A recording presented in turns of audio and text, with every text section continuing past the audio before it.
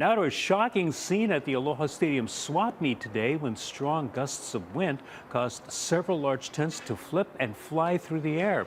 Video shows the moments that shoppers started to run for cover. EMS tells us a 28-year-old woman was hurt when one of those tents flew at her and struck her in the head. She was rushed to the hospital in serious condition.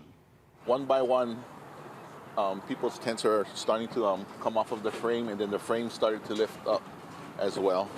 So it was very chaotic because people's merchandise was flying everywhere. People's cars was getting smashed.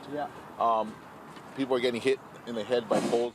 Judging from what we can see in the video, the gusts were likely caused by what's commonly known as a dust devil, when winds are light and warm air on the ground, like on dark asphalt, rises rapidly and begins to spin.